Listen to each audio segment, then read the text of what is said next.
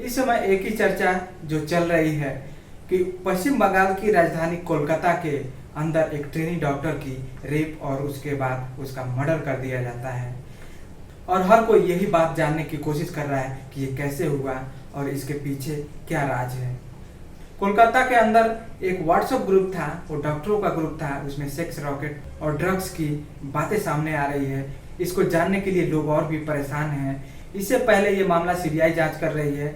इसी घटना के बारे में हम जानने की और समझने की कोशिश करेंगे।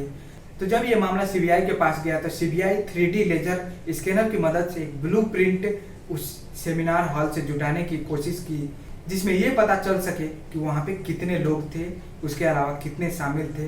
क्योंकि ये एक लोग का काम नहीं है, इसमें बहुत सारे लोग शामिल थे, लेकिन कितने थे ये अभी खुलासा नहीं हुआ है। इसके बारे में जो है सीबीआई जांच कर रही है। और जो आरोपी गिरफ्तार हुआ है संजय राय, वो भी अपना जुर्म कबूल किया है, लेकिन अभी वो खुलासा नहीं हो रहा है कि कितने लोग थे। दोस्तों, आरजीकर मेडिकल कॉलेज की वो लेडी डॉक्टर जिसकी उम्र 31 साल थी, वह पीजी के सेकेंड ईयर की छात्र होती है। और जब ये घटना हुई तो उस आरजीकर मेडिकल कॉलेज के पास लोग विरोध करना शुरू किए, विरोध प्रदर्शन भी किए। उसके बाद जो 4th फ्लोर था जहाँ पे इस लेडी डॉक्टर का जो लाश पड़ा हुआ था, वहाँ पे कुछ उपद्रवी भी वहाँ पे शामिल होते हैं उसी भीड़ में, और जाकर ये भी बात करते हैं कि चलते हैं उस सेमिनार हॉल की तरफ। उसके बाद जब पुलिस वहाँ पे पहुँचती है और वहाँ पे जांच करती है, जांच करने के बाद वहाँ पे एक ब्लूटूथ मिलता है। उस ब्लूटूथ को पुलिस वहाँ के जो भी स्टाफ होते हैं, जो वहाँ पे आने जाने वाले लोग होते हैं, कि उससे स्टाफ और डॉक्टर के अलावा और कौन वहाँ पे आता था, वो सारी जांच होती है। तो उसमें एक संजय राय की बात आती है कि एक संजय राय, वह संजय राय जो कोलकाता पुलिस कल्याण बोर्ड का सदस्य होता है, इसी हॉस्पिटल में उसका आना जाना रहता है। वो मरीजों को लेकर आता था और वहाँ पे भर्ती कराता था। उसका यही काम था। वो कुछ पैसे कमाता था,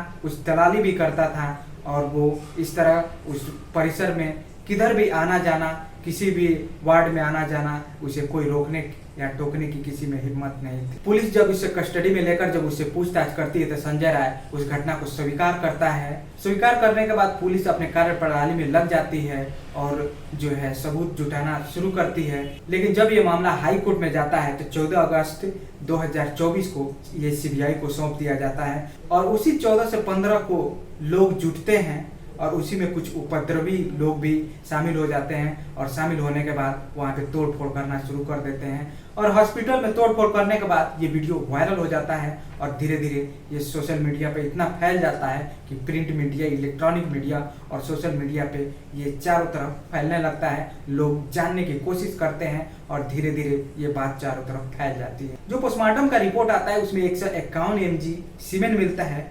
जो सीबीआई इसका जांच करती है कि ये 151 mg सीमेन जो है ये एक इंसान का नहीं हो सकता है, इसमें बहुत सारे शामिल हैं। लेकिन अभी तक इसका खुलासा नहीं हुआ है कि इसमें कितने लोग थे। सीबीआई इसका जांच कर रही है।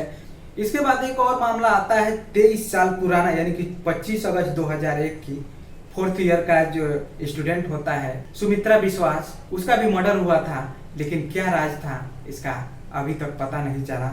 वहाँ भी कुछ ऐसा ही मामला आया था। वहाँ पे सेक्स रैकेट और ड्रग्स का जो मामला था वो चल रहा था। वहाँ पे जो पोर्नोग्राफी शूट किया जाता था उसके बारे में जब सुमित्रा विश्वास को पता चलता है तो वो विरोध किया। तो उसके बाद उसे धमकाया गया, डराया गया। उसके बाद वो मामला वहीं रुक गया। उसके बाद कुछ दिन बाद उसकी जो दोस्त थी, वहाँ पे कुछ ऐसा कार्य होता था। वहाँ पे ट्राइपॉड, रिंग लाइट और इस तरह के जितने भी इक्विपमेंट होते हैं एक वीडियो शूट करने के लिए, वहाँ पे सारे रखे हुए थे। क्योंकि वहाँ पे पोर्नोग्राफी का वीडियो शूट होता था। उसके बाद उसमें किसी डॉक्टर के चेहरे को मर्ज करके उसे सेल कर दिया जाता था। ये कहाँ तक सही है ये तो सीबीआई जांच करने के बाद बताएगी। इसके अलावा जब वहाँ पे कोई सेक्स वर्कर नहीं होते थे, बाहर से बुलाए जाते थे, अगर उसके बाद भी वहाँ कोई नहीं मिलता तो वहाँ पे जो डेड बॉडी रखा हुआ था उसके साथ जो है वीडियो शूट किया जाता था। उसके बाद एडिट किया जाता था। एडिटिंग में किसी सुंदर महिला या किसी डॉक्टर का चेहरा उसके साथ मर्ज करके उसे बाजार में बेच दिया जाता था। ऐसा ये मामला जो है 2001 में जो सुमित्रा विश्वास ने जब देखा था, क्योंकि उसी में एक क्लासमेट उसकी जो दोस्त थी उसके साथ भी कुछ ऐसा हुआ वो उसका शिकार हो चुकी थी, और जो सुमित्रा विश्वास था वो भी उस पोर्नोग्राफी का शिकार हो चुका था। जब उसने विरोध किया और उसकी दोस्त का चेहरा जब उस पोर्नोग्राफी वीडियो पर लगाकर जब उसे मर्ज कर दिया जाता है एडिट में, और उसे जब बेचा जाता है तो उसको पता चलता है तो वो विरोध करता है। उसके बाद जब वो विरोध करता है तो उसको मार दिया जाता है और उसे पंखे से लटका दिया जाता है। लेकिन इससे पहले सुमित्रा विश्वास अपने घर पे बात किया था अपनी माँ से कि माँ, मेरा पेपर खत्म हो चुका है, मैं 1-2 दिन में आ जाऊंगा। लेकिन उसके बाद जब अगले दिन खबर जाती है कि आपका लड़का खुदकुशी यानी कि आत्महत्या कर लिया है, तो ये बात उसके घर वालों को भी नहीं विश्वास हो रहा था कि मेरा बेटा ऐसा कर सकता है। और उस समय भी जब पुलिस जांच करती है तो कुछ निकल के नहीं आता है, उसे भी एक सामान्य जो है मौत बताया जाता है। फिर उसके बाद इसके माता पिता हाई कोर्ट जाते हैं और वहाँ पे ये जांच सीआईडी को दिया जाता है। सीआईडी यहाँ पे जांच करती है। उसका जांच करने के बाद पता चलता है कि यहाँ पे पोर्नोग्राफी शूट किया जाता था। सेम वैसे ही ट्राइपॉड और यहाँ पे रिंग लाइट और इस तरह की जो है इक्विपमेंट यहाँ पे हाजिर है, लेकिन खुलासा नहीं हो पा रहा था। इसको दबाने की कोशिश की जा रही थी। अगर सुमित्रा विश्वास को पता चल गया था, इसलिए सुमित्रा विश्वास को मार दिया जाता है। लेकिन जो उसकी क्लासमेट थी उसको ये सारी बातें पता थी, उसने भी अपने बचाव के लिए सारी बातें बताई। सीआईडी के पास जब ये मामला गया तो आगे बहुत इसकी जांच पड़ताल की गई और धीरे धीरे ये मामला कहाँ जाकर खत्म हुआ अभी तक पता नहीं चला। फिर ऐसे ही सेक्स रॉकेट और ड्रग्स के काम जो है 2001 से लेकर आज 2024 चल रहा है। 2024 में भी यही लीला है। 2024 में इस ट्रेनी डॉक्टर के साथ ऐसा होता है, यानी कि ट्रेनी डॉक्टर को कुछ ना कुछ पता था। जब ट्रेनी डॉक्टर उस दिन नाइट ड्यूटी में गई थी तो नाइट ड्यूटी में जाने के बाद वो अपने मरीजों को देखती हैं। देखने के बाद अपने कुछ सहपाठी होते हैं यानी कि कलीग्स होते हैं, उनके साथ डिनर करती है। डिनर करने के बाद कुछ बातचीत करते हैं। बातचीत के बाद पता चलता है कि उन दोनों में जो उसके कलीग्स होते हैं उसे कुछ बहस भी हुई थी। लेकिन उस दिन उस सेमिनार हॉल में सिर्फ उस महिला लेडी को अलाउ था वहाँ पे जाना। तो वो थकी हुई थी। जब खाना खा रही थी तो उसने बोला कि मैं थकी हूँ, मैं थोड़ा आराम करने जा रही हूँ, आप लोग। उसके बाद 4 और जो थे वो वहीं रहते हैं और वो चली जाती है वहाँ पे लेटने के लिए, और वहाँ पे किसी और का अलाउ नहीं था। उसके बाद जो संजय राय होता है वो पोर्नोग्राफी का एडिक्ट होता है और वो इस घटना को अंजाम देता है, क्योंकि उस समय संजय राय को बोला जाता है कि तुम्हारे लिए सेमिनार हॉल में एक चीज रखी हुई है, जाकर ले लो। उसके बाद सेमिनार हॉल में जब वो जाता है उसके बाद उसकी लाश जब पड़ी थी तो उस लाश के साथ भी उसके बलात्कार किया था, ऐसा भी मामला सामने आ रहा है। जब इन सब घटनाओं का सीबीआई जांच कर रही है तो जांच के दौरान जो मामला 14 अगस्त को, बाकी संजय राय उसके साथ क्या किया था, कितने लोग थे, क्योंकि उस महिला के हर अंग से ब्लड आ रहा था, यानी कि उसके नाखून टूटे हुए थे, उसके चेहरे पे जो है चश्मा था, चश्मा उसके चेहरे में जो है चला गया था जिसकी वजह से ब्लीडिंग हो रही थी, उसके प्राइवेट पार्ट से ब्लीडिंग हो रही थी।